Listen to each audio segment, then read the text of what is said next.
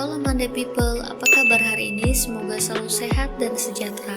Kali ini kita akan cerita tentang film garapan sutradara Ruben Fleischer yang berjudul Archer. Tanpa perlu berlama-lama, this is Monday, so let's we talk about this movie.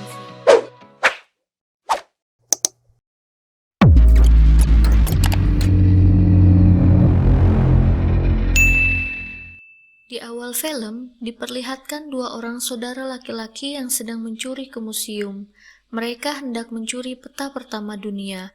Namun sayangnya, saat hendak mencuri ke museum, mereka tertangkap oleh security yang sedang berjaga di museum tersebut. Mereka bernama Nathan Drake dan Sam Sebastian. Alhasil, mereka pun harus dilaporkan kepada suster panti, karena Sam harus dibawa ke kantor polisi. Sedangkan Ned karena belum cukup umur, maka dibiarkan masih di panti asuhan itu. Ketika Sam disuruh oleh suster untuk mengemas barang-barang karena akan ke penjara, Sam malah kabur lewat jendela. Dan malam itu adalah malam momen perpisahan mereka. Film pun berlanjut dengan Ned yang sekarang sudah besar dan menjadi bartender di salah satu bar di Boston. Tapi di malam itu, Ned mencuri gelang milik seorang wanita dari Greenwich yang kelihatannya sih kaya raya.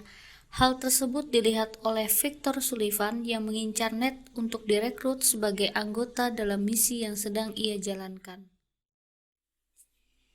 Sully mengambil gelang curian milik Ned dan menaruh kartu namanya agar Ned menemuinya. Sesampai di rumah Sully, Ned melihat peta pertama dunia yang pernah dia dan kakaknya ingin curi. Sully membujuk Ned untuk bergabung bersamanya dengan alasan untuk mencari Sam yang hilang. Akhirnya, Ned setuju dan ikut misi dengan Sully supaya bisa mencari kakaknya. Misi mereka pertama yakni mendapatkan salib yang merupakan kunci untuk emas yang mereka cari. Mereka harus mencuri salib altar berlapis emas yang akan segera dilelang. Di acara lelang itu pula, Sully bertemu dengan mantan pacarnya, Joe Braddock. Hello, Victor.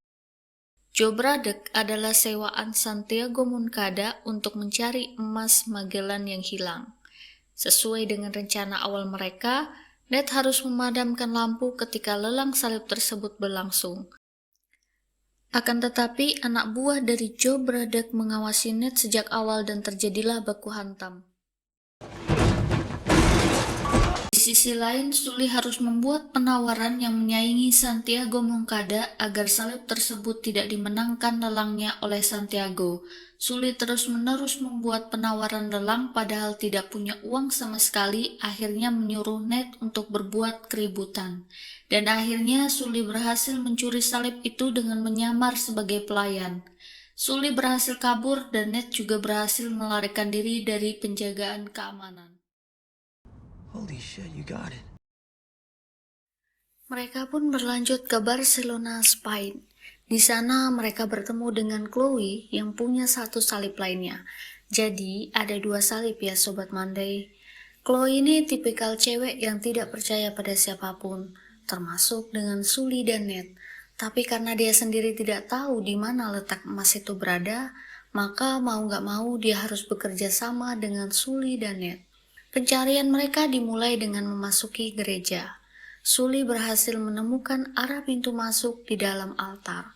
Mereka mencari tahu tanda-tanda yang tertera di dinding dicocokkan dengan buku panduan yang mereka bawa. Satu ke surga dan satu ke neraka. Ned memencet simbol surga dan neraka yang ada di dinding. Patung Bunda Maria termiring sedikit, dipencet dan terbukalah lubang kunci untuk dua salib. Ternyata ada jalan di balik bilik patung Bunda Maria. Satu ke surga dan satu ke neraka. Mereka memutuskan Ned dan Chloe akan turun ke bawah, menyelusuri terowongan sedangkan Sully mengikuti jalan mereka di atas kota. Ned dan Chloe mulai akrab dan saling bercerita. Mereka melewati terowongan yang akhirnya mengarah kepada bar klub metal. Di sana pula anak buah Braddock menghalangi Chloe dan Ned lagi. Ya, biasalah. Action scan terjadi. Tapi mereka berhasil kabur dengan lewat bilik kecil yang ada di belakang bartender.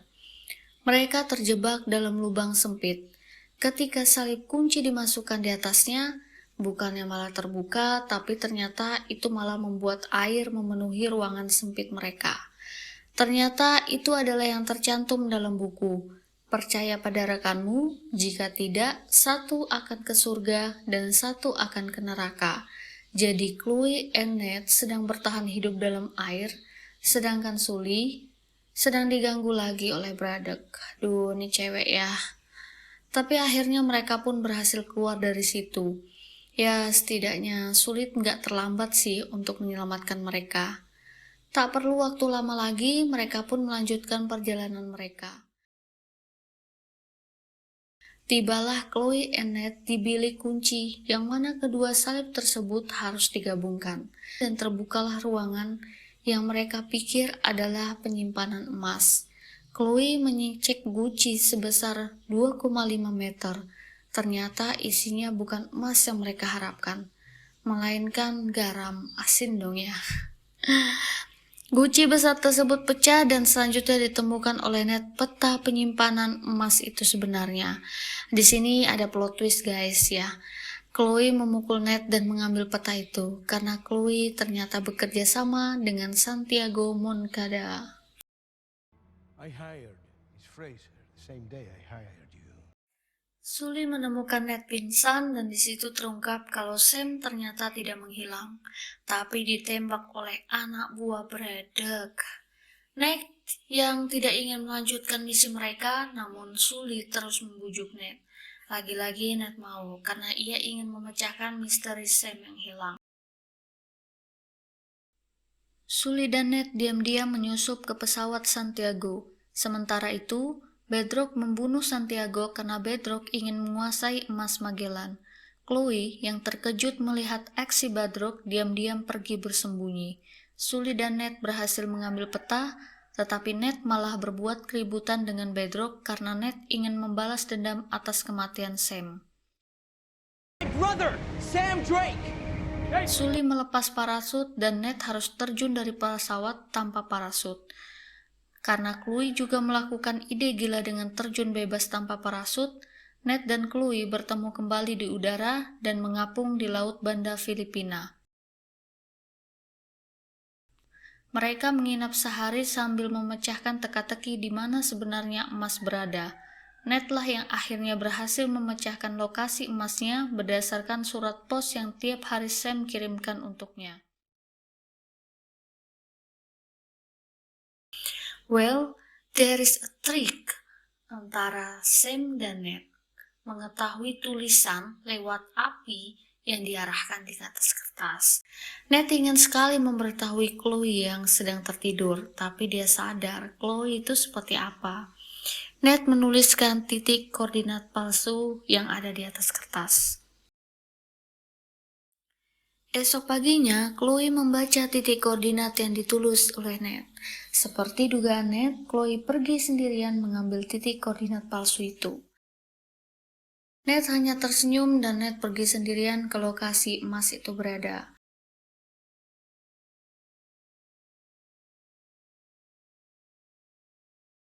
Setiba sampai dalam gua, ditemukanlah 2 kapal peninggalan zaman dahulu dan logam-logam emas di dalamnya.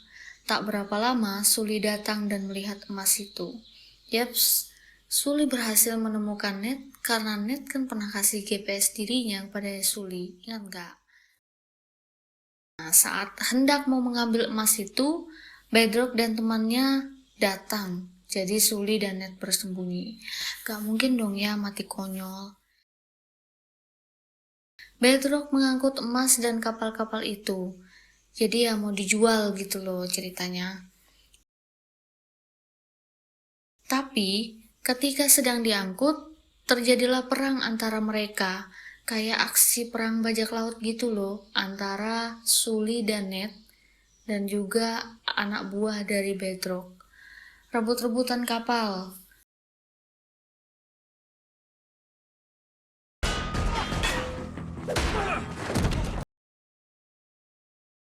Nah, singkat cerita, Bedrock kalah karena dihantam oleh mesiu yang dirancang oleh Ned.